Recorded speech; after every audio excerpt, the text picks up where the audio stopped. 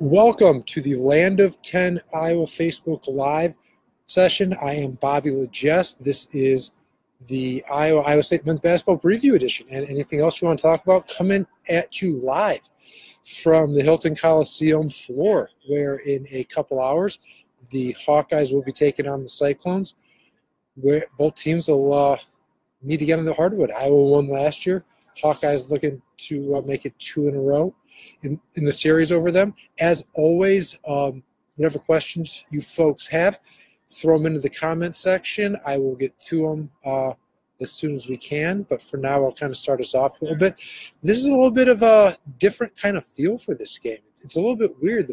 I know Mike Loss from the Cedar Rapids Gazette wrote the buzz is kind of not there this year, and I kind of get why. Neither team is ranked. The expectations for both teams aren't as high as in past years. Instead of there being top 25 teams with aspirations of Sweet 16 or more, you're looking at two teams where the best case scenario might be NCAA tournament. It might be a long shot for both teams at this point. First question coming from Marcus Burner says, is it sold out? I don't know for a fact that it is, but after covering Iowa State for almost a decade, I would be shocked if it wasn't. Virtually every Iowa State basketball game right now is sold out, and the Cyhawk one has been sold out for a lot of years, especially even going back to the time before they became really good, kind of the Fred Kleberg era, when they weren't selling out every game. This was one that always had the fans from both sides packing the seats. So just a reminder, if you have any questions about the game, football, whatever, feel free to drop them in.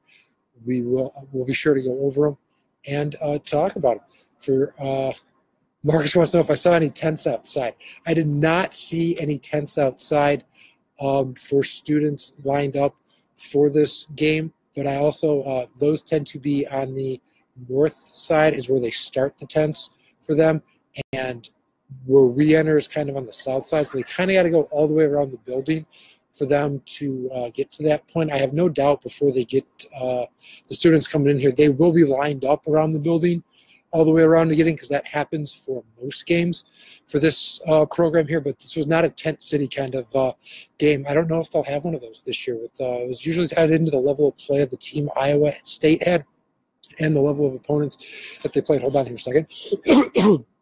So, yeah, we'll see what happens. A bunch of people, Casey, Denise, and Karen all chiming in, saying they love the Hawkeyes. Go Hawkeyes. Yeah, we'll see what happens if it's their night tonight or not. Here, one big thing to watch for in this game is Iowa State and the play of their guards. Most Iowa's kind of been exposed a little bit on the defensive side of things, either trying to guard the perimeter, keep guys in front of them from getting to the basket, or shooting the three.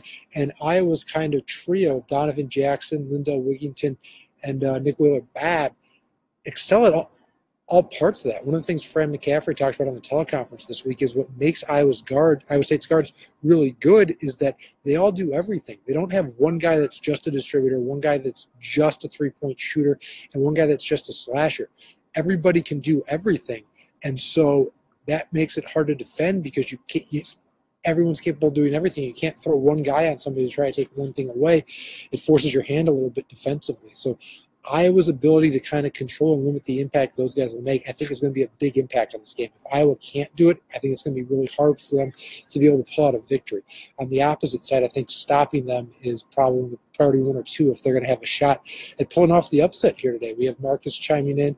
Do I think Daly will play some point guard after what we saw with the team in Indiana? I would not be surprised if you see him get some time at the point today.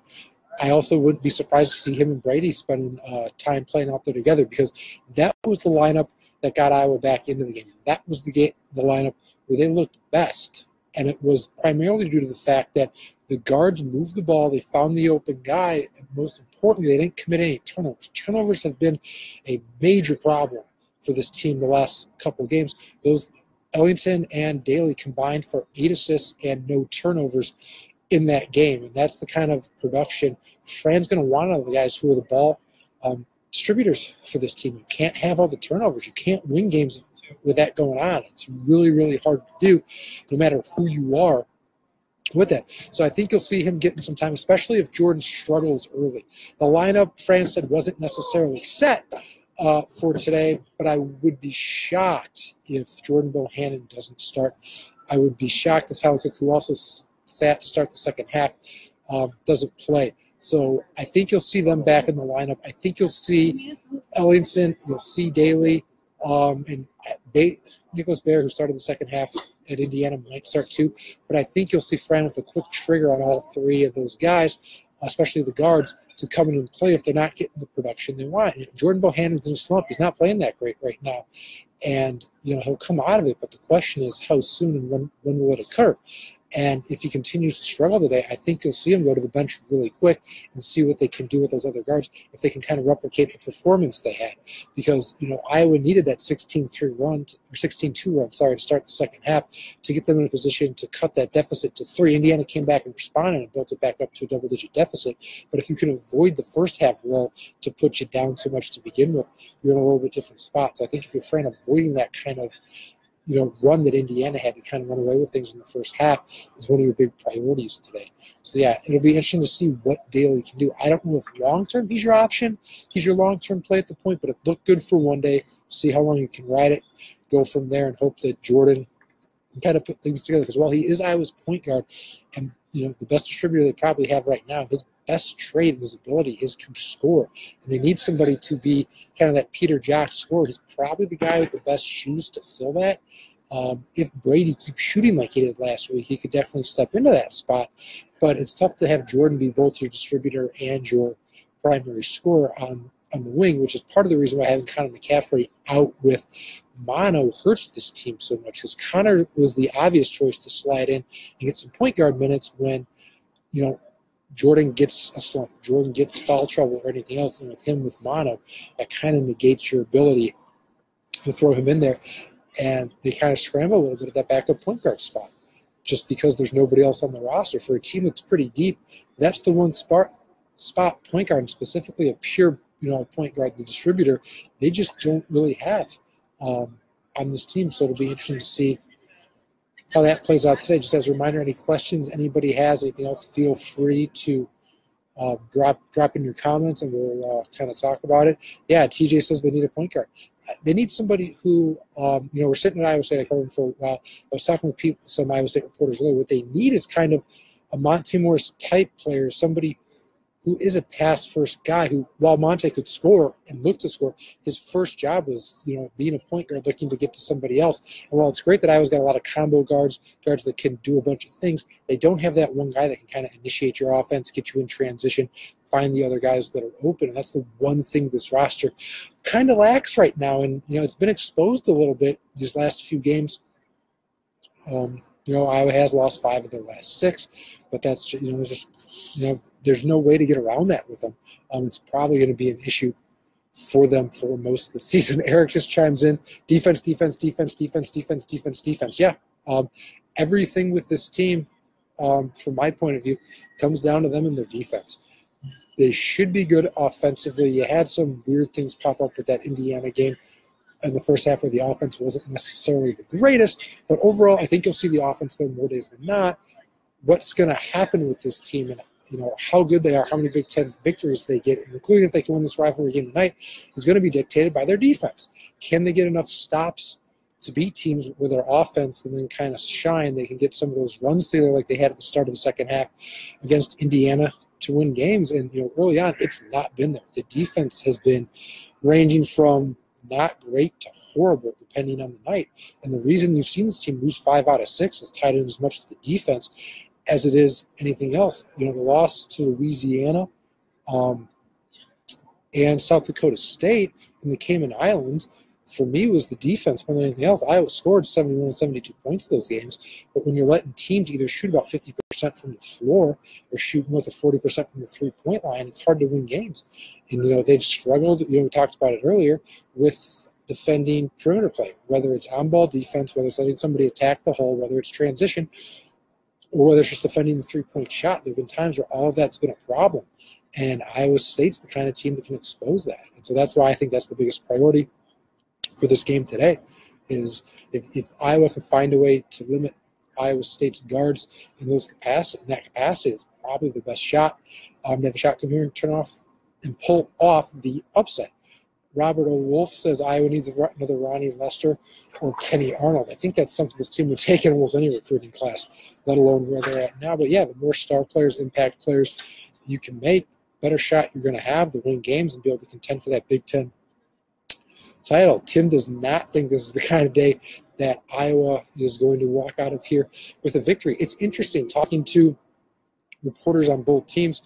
Know a lot of the Iowa State reporters who haven't covered this team for forever. They're not confident in Iowa State's ability to walk out of here with the win. They think what Iowa State's shown the last several games, they've won, 1, 2, 3, 5 in a row heading into today is a little bit of a mirage for this team. They think they're playing a little bit above their head right now simply because the competition level hasn't been what they'll see from Power 5 teams or in league play for the most part for them recently. So they think there is a little bit of a letdown coming for this team, and they think it might come a little bit today because the competition level at Iowa is going to be higher. It's interesting. Iowa thinks there isn't a shot for the Hawkeyes to win, and Iowa State people don't think there's a shot for the Cyclones to win. So it makes for kind of a unique kind of game here, one that hasn't we've seen in the last few years, because you've either had it where both teams were really good, where you could see both teams putting together a path to victory, or last year where you thought, Iowa State was coming in at the time they were ranked. They were a team that all they had to do was play how they needed to win the game. Iowa was scuffling, and then all of a sudden, boom, it didn't go how anybody expected, with Iowa coming out and pulling off the victory and playing one of the best games to date during the Cyhawk game. But even in that one, you still kind of had a little bit of if one team plays really well, they should win this game dynamic energy. You don't have that today because I don't think either team or fan base is that confident in their ability of their team right now, because they are both so inconsistent, young, or just uncertain from kind of timeout to time, media timeout to media timeout, what they're going to see on the court from themselves. I think if you're Iowa, outside of that defense we've talked about, I think what you need is your guard play to bounce back in a big way. Moss didn't have a great game last week. We talked about Bohannon having a tough spot the last couple of games. If those guys can kind of just look like themselves again, be the scoring guys, options they need on the outside, hold on to the ball, not commit to turnovers, I think that's going to go for a long way. Tyler Cook should have an advantage inside. Iowa State, pretty inexperienced down there. This should be a game where you would think Iowa might try to look to get him the ball to see what they can do down there with him. Maybe get the freshman involved in there. Maybe, Nicholas Bear, anybody else in low, that might be a shot for them to look to attack too. So that's something else I would look for too. So Denny chimes in, Hawks need to defend and get Moss going. Yeah, yep, pretty much summed up pretty well what I was just going over. So that's all the questions and comments everybody has for this Facebook Live session. Thanks to everybody for coming in and joining, and best of luck enjoying the game here coming up in a couple hours. All right, everybody, I'll talk to you later. Enjoy the game. Bye.